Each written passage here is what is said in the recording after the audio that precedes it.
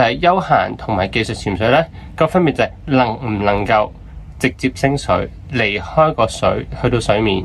咁呢個就係個分別。Hello， 大家好啊！又翻到嚟今個禮拜嘅超短潛水札記。咁今次咧係開一個新嘅題目啊，咁就係開呢個叫做潛水雜談。咁其實係想講下咧喺潛水裏面咧有好多唔同嘅人嘅故事啦。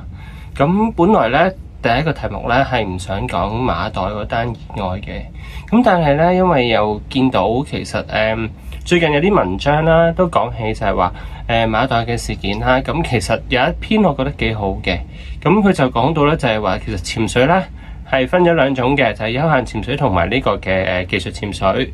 咁事實上係嘅，休閒潛水同技術潛水咧係潛水裏面咧其中一個最重要嘅分類嚟嘅。咁休閒潛水啦，我哋所講咧最基本就係可以直接升水嘅。咁而技術潛水咧係不能夠直接升水嘅。咁所以題目都係講咧不能升水。咁點解會咁樣講咧？其實個原因係咧，當休閒潛水嘅時候，我哋嘅最大嘅深度咧大概係40米啦。咁有啲嘅機構可能係嚴謹少少，可能係30米。咁視乎你嗰個潛水嘅資歷啦。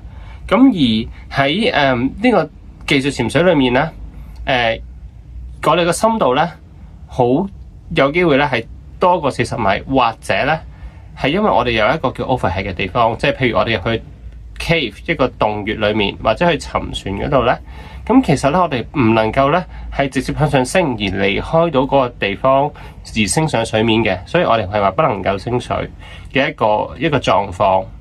其實係咁不能直接升水啦。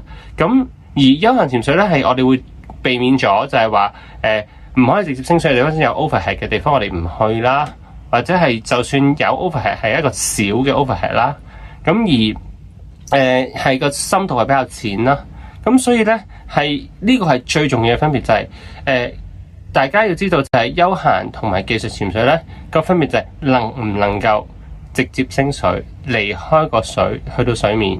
咁呢個就係個分別啦。咁今次咧就借咗馬代呢個事件就話俾大家聽，技術潛水同休閒潛水嘅分別。咁就多謝大家啦。咁繼續收睇下一集嘅超短潛水札記啦。咁繼續 like、subscribe、share。咁繼續 YouTube、Facebook 同埋 IG 都會出片嘅。多謝大家，拜拜。